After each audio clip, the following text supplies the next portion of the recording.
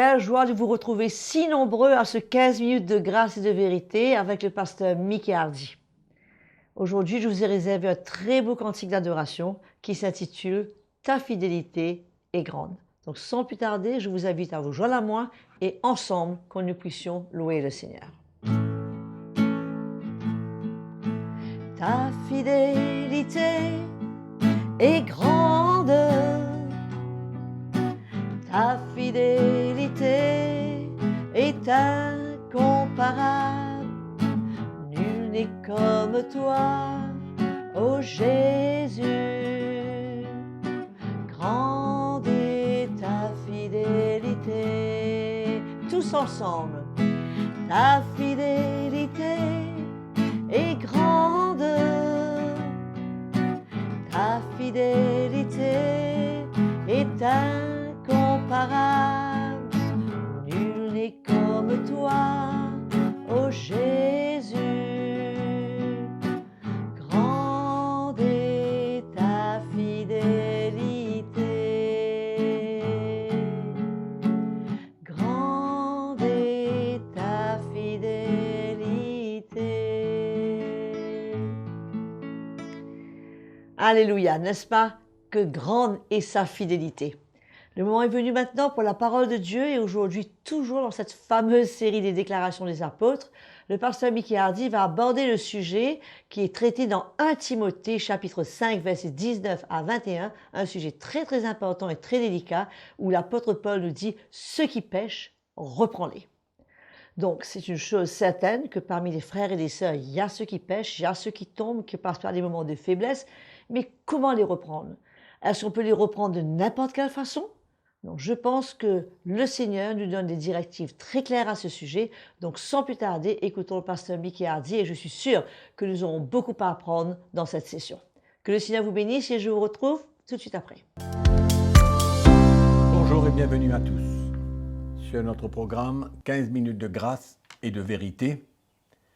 Après avoir loué le Seigneur un instant, quelques minutes, avec la sœur Audrey, nous voilà prêts maintenant pour écouter ce moment d'encouragement, d'édification pour chacun d'entre nous. Je crois que dans ces derniers temps, nous avons tellement besoin d'être éclairés, de comprendre la parole de Dieu, que le Seigneur puisse nous conduire et nous guider, parce que souvent on peut prendre des chemins et des routes qui ne sont pas selon le cœur du Seigneur, selon l'esprit de l'Évangile. Donc nous voilà, nous parlons encore sur les déclarations des apôtres. Et nous allons tout de suite tourner dans la parole de Dieu, dans la première épître de Paul à Timothée, première épître de Paul à Timothée, au chapitre 5. Chapitre 5, nous allons lire 3 versets. Alléluia. 3 versets. Verset 19. Ne reçois point d'accusation contre un ancien, si ce n'est sur la déposition de 2 ou de 3 témoins. Ceux qui pêchent, reprends-les devant tous, afin que les autres aussi éprouvent de la crainte. Je te conjure devant Dieu, devant Jésus-Christ et devant les anges élus, d'observer ces choses sans prévention et de ne rien faire par faveur. Alléluia. Voilà un texte qui devrait nous parler. Et l'apôtre Paul est clair.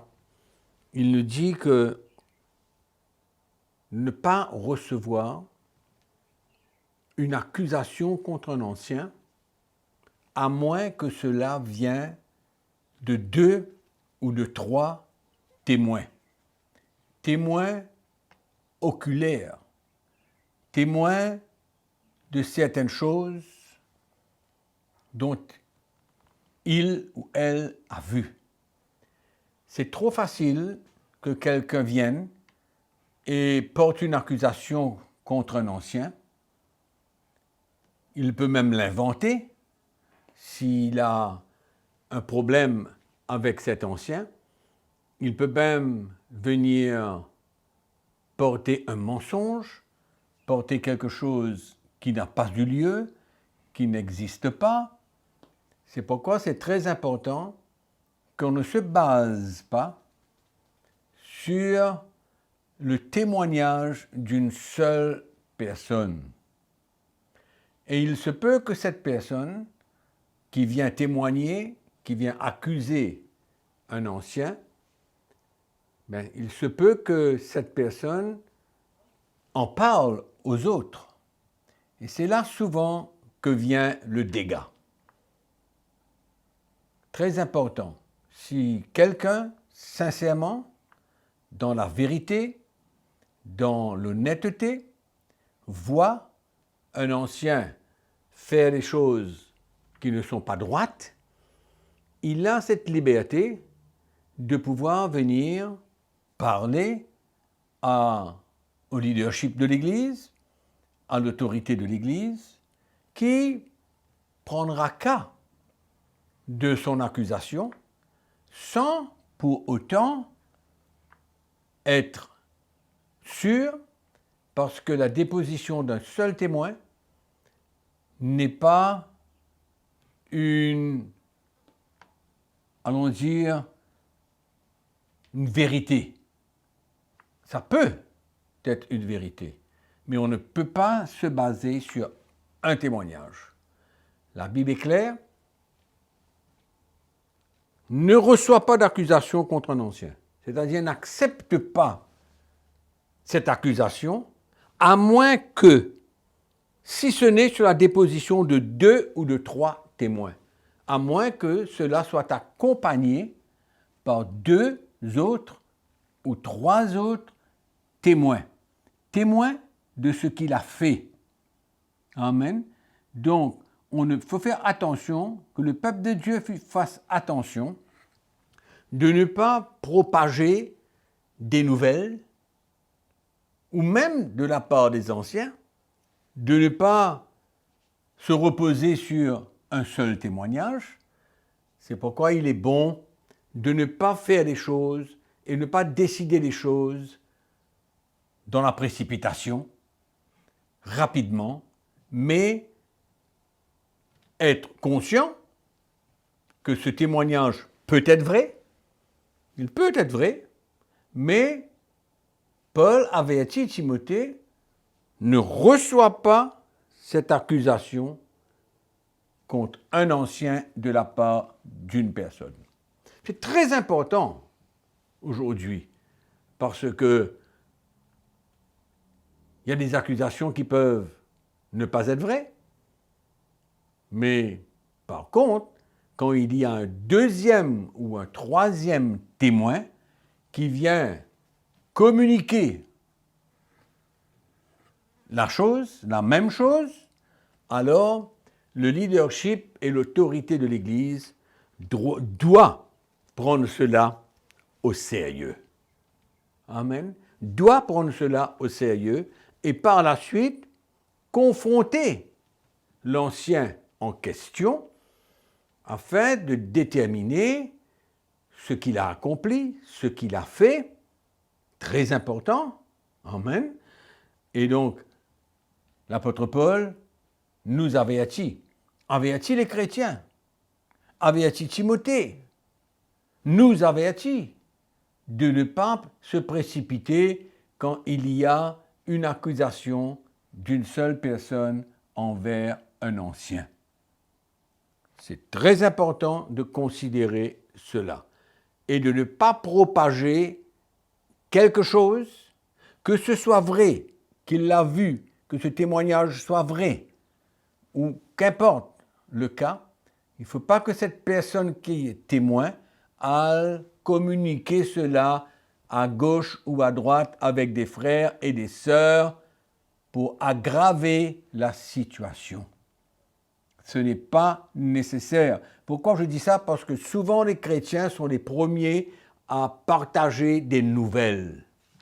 On peut partager des bonnes nouvelles, hein, mais ne pas juste communiquer quelque chose sans que la chose soit confirmée. Amen. Et même cela, même si la chose est confirmée, et Paul dit, ceux qui pêchent, reprends-les devant tous les autres anciens. Il faut reprendre cet ancien qui a péché.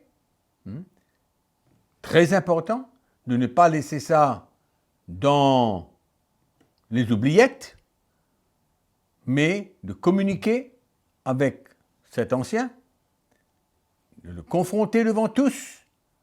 Et bien sûr, quand nous avons eu la preuve, le témoignage de 2 ou de 3 personnes, à ce moment-là, les choses viennent à la lumière, les choses sont prises en main par l'autorité de l'Église, par le leadership de l'Église, qui, par la suite, prendra action. Quand je dis prendra action, ça ne veut pas dire considérer ce frère, maintenant, cet ancien, comme quelqu'un qui doit être retiré, mis à part, et c'est comme ça souvent ce que ça se passe dans l'Église aujourd'hui. C'est que l'ancien qui a péché, il n'a pas de porte de sortie.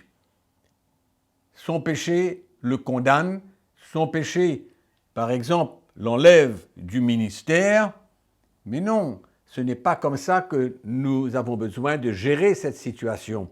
Non, on a besoin de parler au frère, on a besoin de lui dire, écoute, voilà ce que tu as fait, et s'il y a une vraie repentance dans son cœur, et qu'il obtient le pardon de la part du Seigneur, cette même chose, ce même péché a été lavé par le sang puissant de Jésus-Christ, et ce n'est pas à nous, le leadership, ou aux chrétiens, de continuer de voir le frère selon ce qu'il a fait ou accompli.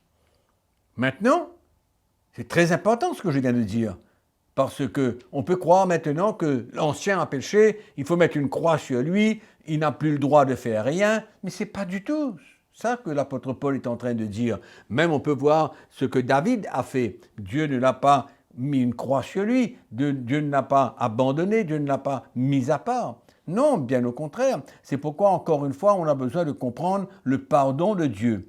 Et alors, par la suite, que fera l'ancien?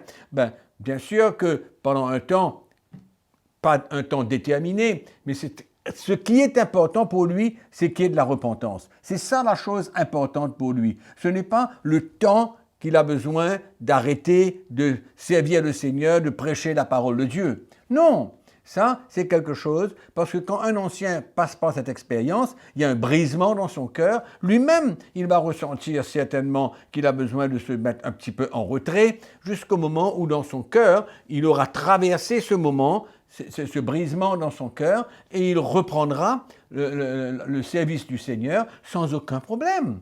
Sans aucun problème. Il n'y a pas de péché que Dieu ne peut pas pardonner. Donc, il faut faire bien attention à la manière que nous voyons les choses, que nous analysons les choses et que nous agissons par rapport à une faute, un péché qu'un ancien a commis.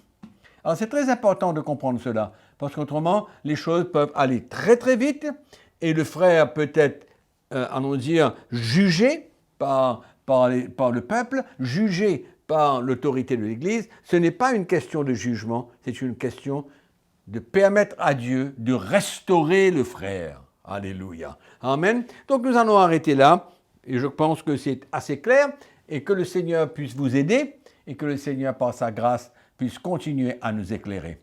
Amen. En attendant la prochaine session, n'oubliez pas que nous vous aimons.